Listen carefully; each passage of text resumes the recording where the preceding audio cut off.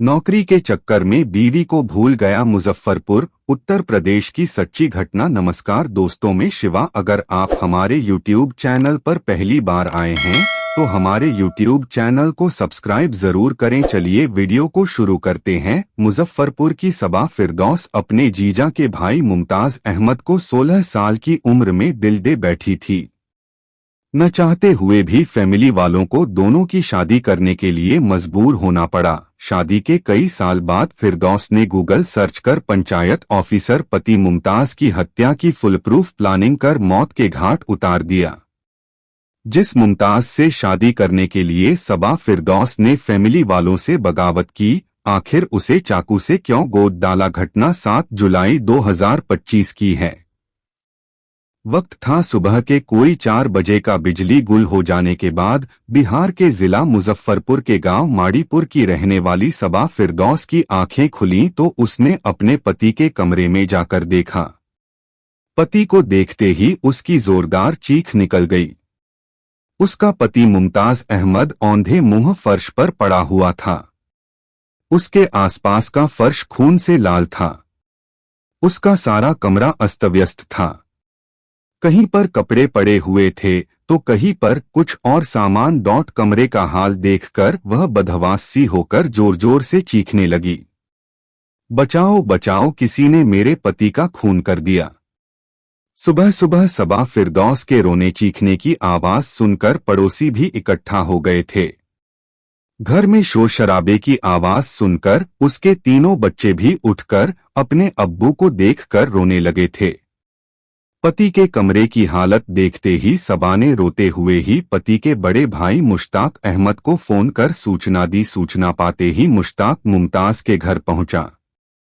उसके बाद मुश्ताक ने अपने अन्य फैमिली वालों को इसकी जानकारी देने के बाद पुलिस को भी सूचना दे दी। सुबह सुबह हत्या की सूचना पाते ही काजी मोहम्मदपुर थाने के SHO Jaiprakash Singh police team के साथ घटनास्थल पर पहुंचे।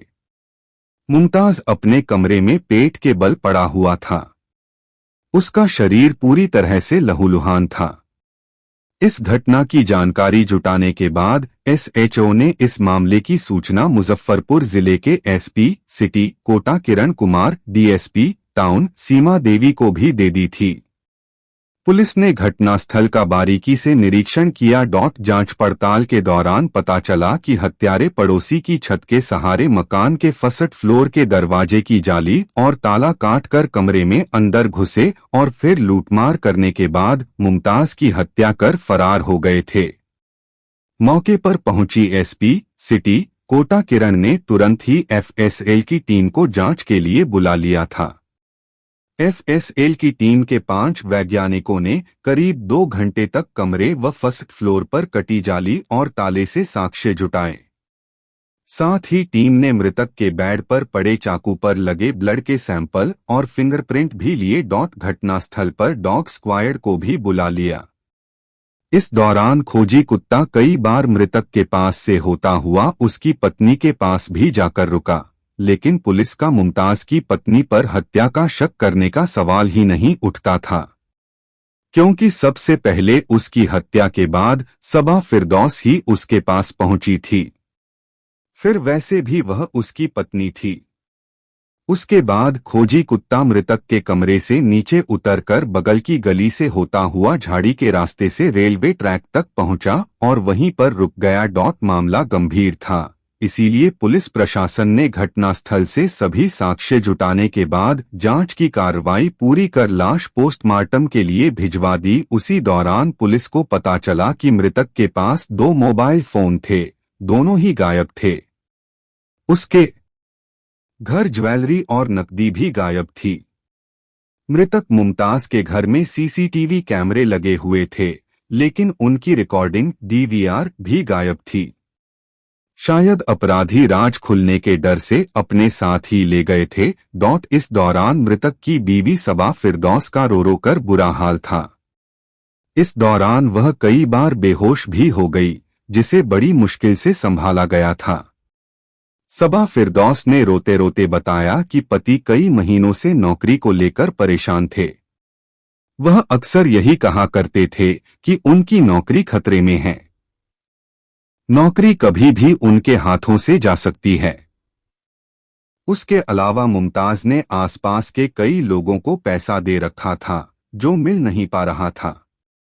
पता नहीं कौन लोग उसके दुश्मन बनकर आए और उनकी हत्या कर गए। पोस्टमार्टम रिपोर्ट से पता चला कि मुमताज का किसी धारदार हथियार से 3 बार गला काटा गया था। उसी हथियार से उसकी दोनों आंखों में भी वार किए गए थे। साथ ही उसके शरीर पर अलग अलग 5 से 6 गहरे घाव पाए गए थे। इस मामले में तुरंत एक्शन लेते हुए पुलिस ने उसके घर के आसपास लगे कैमरों की फुटेज खंगालनी शुरू की। जिस रास्ते से खोजी कुत्ता बार बार जा रहा था, पुलिस ने उसी रास्ते पर मुमताज के घर के पीछे लगे सीसीटीवी कैमरे की फुटेज निकाली तो पता चला कि रात के 3 बजे उस रास्ते से एक काली रंग की नए मॉडल की स्कॉर्पियो आती जाती दिखाई दी, जिससे पुलिस को पूरा शक हो गया कि अपराधी इसी स्कॉर्पियो से घटना को अंजाम देने के लिए आए होंगे। इसी आशंका के चलते पुलिस ने रामराज की ओर जाने वाले रास्ते पर लगे सभी सीसीटीवी कैमरों की फुटेज जुटा ली। उसके साथ ही पुलिस ने डीआईयू व सर्विलांस टीम को मृतक के दोनों मोबाइल नंबर दे दिए जो सर्विलांस पर लगा दिए गए। लेकिन अफसोस, कहीं से भी पुलिस को इस घटना से संबंधित कोई खास जानकारी नहीं मिल पाई। जब पुलिस को इस हत्याकांड के सिलसिले में कहीं से भी कोई ठोस सबूत नहीं मिला तो पुलिस ने फिर से उसके फैमिली वालों के साथ साथ पड़ोसियों से पूछताछ की, जिसके दौरान पुलिस को एक अहम जानकारी मिली। पड़ोसियों ने बताया कि मुमताज की गैरमौजूदगी में उसके घर पर कभी कभी एक युवक आता था। वह युवक कौन था, उसकी उन्हें कोई जानकारी नहीं। इस जानकारी के मिलते ही पुलिस ने फिर से मृतक मुमताज अहमद की पत्नी फिरदौस से पूछताछ की, लेकिन फिरदौस अपने पहले बयान से कुछ हटती नजर आई। इस बार उसने पुलिस को बताया कि जिस वक्त वह पति के कमरे की तरफ गई तो वहां पर कुछ लोग उन्हें बुरी तरह से मार पीट रहे थे।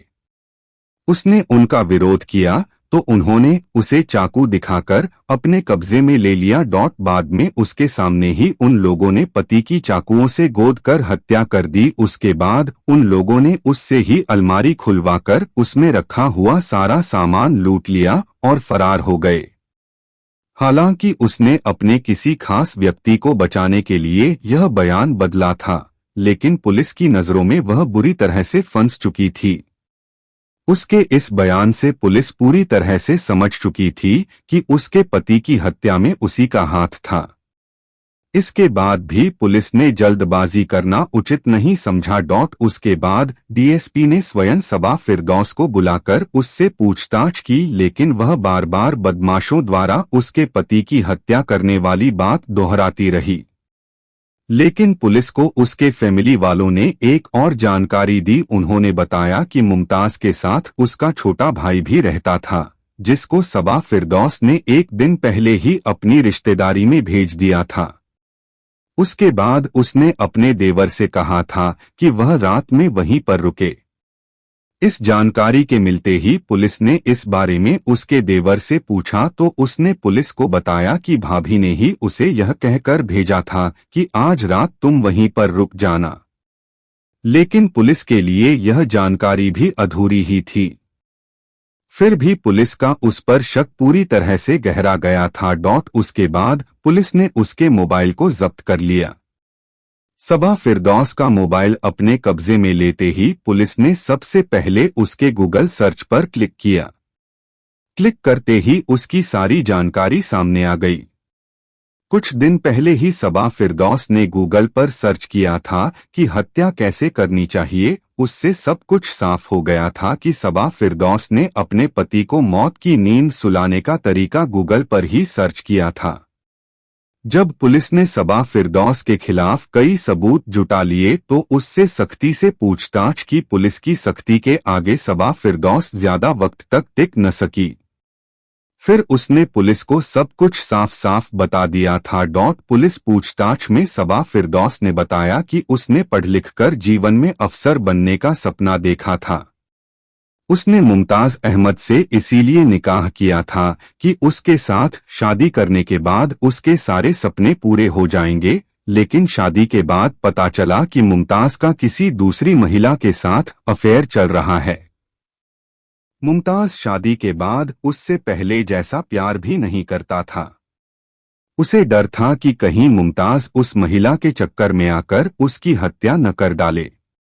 इसी डर की वजह से उसने उसकी हत्या करने का प्लान बनाया। उसके लिए उसने गूगल और यूट्यूब पर हत्या करने के नए नए तरीके सीखे। फिर एक दिन योजना के तहत उसकी हत्या कर दी। हालांकि पुलिस पूछताछ के दौरान सबा फिरदौस ने अपना जुर्म कबूल करते हुए पति की हत्या करने वाली बात स्वीकार कर ली थी, लेकिन पुलिस क्या कोई भी इंसान उसकी बात से सहमत नहीं हो पा रहा था। उसका कारण था कि मुमताज अहमद एक हट्टा-कट्टा युवक था। वह अकेली उसकी हत्या कैसे कर सकती है, जबकि सबा फिरदौस ने पुलिस को बताया कि उसने पति के गहरी नींद में सोते ही तकिए से उसका मुंह दबाकर हत्या कर दी। दूसरे मुमताज के मकान के ऊपर लगे दरवाजे पर जाली और उसका ताला कटा हुआ मिला था। सबा फिरदौस का मोबाइल तो पुलिस को मिल गया था, लेकिन मुमताज के 2 मोबाइल फोन कहाँ गायब हो गए थे। मुमताज की गैरमौजूदगी में उसके घर जो शख्स आता जाता था वह कौन था और उससे सबा फिरदौस का क्या रिश्ता था, यह सब जानकारी पुलिस के गले की हड्डी बनी हुई थी। पुलिस पूछताछ और मुमताज के फैमिली वालों की जानकारी के अनुसार इस हत्याकांड का जो खुलासा हुआ वह इस प्रकार था। बिहार के जिला वैशाली के पातेपुर थाने के डढ़ुआ गांव में रहता था मुमताज अहमद का परिवार। सबा फिरदौस मुमताज की रिश्ते में साली लगती थी। सबा फिरदौस की बहन की शादी उसके बड़े भाई मुश्ताक अहमद के साथ हुई थी। उसी कारण उसका अपनी बहन के पास आना जाना लगा रहता था। उसी आने जाने के दौरान दोनों के बीच प्रेम प्रसंग शुरू हो गया। उनके बीच चक्कर चला तो जल्दी ही दोनों के बीच अवैध संबंध भी स्थापित हो गए थे। उस वक्त सबा फिरदौस केवल 16 साल की ही थी। धीरे धीरे दोनों के लव अफेयर की जानकारी सबा फिरदौस के फैमिली वालों को भी हो गई थी। बाद में उसके फैमिली वालों ने सबा फिरदौस की बड़ी बहन की ससुराल जाने पर प्रतिबंध लगा दिया था, लेकिन मुमताज अहमद अपने भाई की ससुराल जाने से बाज नहीं आ रहा था, जहां पर वह सबा फिरदौस के साथ आंख मिचौली खेलते हुए प्यार का खेल खेलने लगा था। उसके बाद वह अपने फैमिली वालों से भी सबा फिरदौस के साथ शादी करने की जिद करने लगा था, लेकिन मुमताज अहमद के घर वाले किसी भी सूरत में उसके साथ उसकी शादी करने को तैयार नहीं थे। इसके बाद भी मुमताज अपनी जिद पर अड़ा रहा, जबकि फिरदौस के फैमिली वाले उसकी कम उम्र होने के कारण उसकी शादी करने को राजी नहीं थे। लेकिन सबा फिरदौस और मुमताज अहमद एक साथ जीने मरने की कसम खा चुके थे। फैमिली वाले उनकी शादी के बीच आड़े आए तो एक दिन सबा फिरदौस प्रेमी मुमताज अहमद के साथ घर से भाग गई। घर से भागते ही दोनों के घर वालों को समाज के सामने नीचा देखना पड़ा। दोनों एक ही बिरादरी और खास रिश्तेदारी से बंधे हुए थे। इसी कारण दोनों परिवारों ने एक साथ बैठकर बातचीत की। रिश्तेदारी का कनेक्शन होने के कारण दोनों परिवारों में जल्दी ही सहमति बनी और फिर सन 2012 में उनकी शादी कर दी। उस वक्त तक मुमताज अहमद बेरोजगार था, लेकिन उसने सरकारी नौकरी के लिए कई जगह अप्लाई कर रखा था। सबा फिरदौस भी पढ़ाई में तेज थी। मुमताज के साथ शादी करने के बाद भी उसने अपनी पढ़ाई जारी रखी। उसी दौरान 2014 में मुमताज अहमद की नौकरी पंचायत रोजगार सेवक के पद पर लग गई। मुमताज की पहली पोस्टिंग वैशाली के ही भगवानपुर प्रखंड में हुई थी। नौकरी लगने के बाद मुमताज ने अपना गांव छोड़ दिया। उसके बाद वह अपनी पत्नी सबा फिरदौस को साथ लेकर जिला मुजफ्फरपुर के गांव माड़ीपुर स्थित रामराजी रोड पर मस्जिद के नजदीक अपना मकान बनाकर रहने लगा था। मुमताज की नौकरी लगने के बाद सबा फिरदौस भी सरकारी नौकरी के लिए हाथ पांव मारने लगी थी। दिल में एक बड़ा अफसर बनने की चाहत लिए उसने शादी के बाद भी कड़ी मेहनत की। उस दौरान उसने एक बार बीपीएससी और 2 बार यूपीएससी का एग्जाम भी दिया था। समय के साथ साथ सबा फिरदौस ने 2 बेटियों और 1 बेटे को जन्म दिया।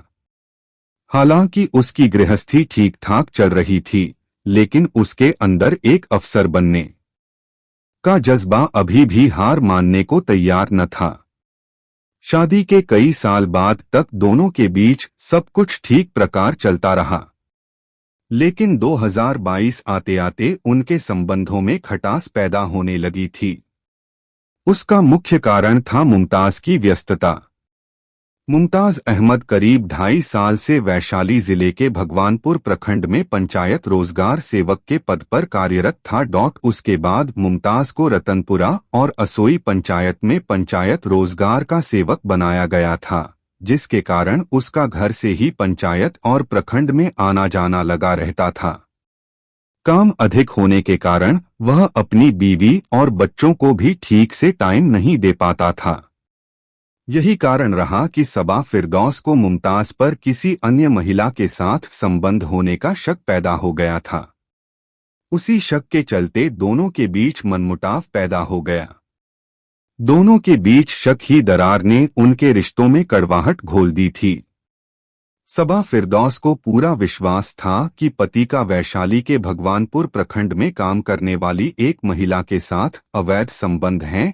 मुमताज अपने लॉकर की चाबी हमेशा अपने पास ही रखता था। कई बार सबा फिरदौस ने उससे चाबी मांगी, लेकिन उसने चाबी देने से मना कर दिया था, जिसके कारण सबा फिरदौस को पति पर शक हो गया था कि उसने उसके जेवर उस महिला को दे दिए हैं जिससे वह प्यार करता था। सबा फिरदौस पढ़ी लिखी थी। उसने कई बार पति मुमताज को चोरी छिपे मोबाइल पर बात करते देखा था। उसे पूरा शक था कि पति जरूर किसी अन्य महिला के प्यार के चक्कर में पड़ गया है। उसकी सच्चाई जानने के लिए उसके दिमाग में एक आइडिया आया।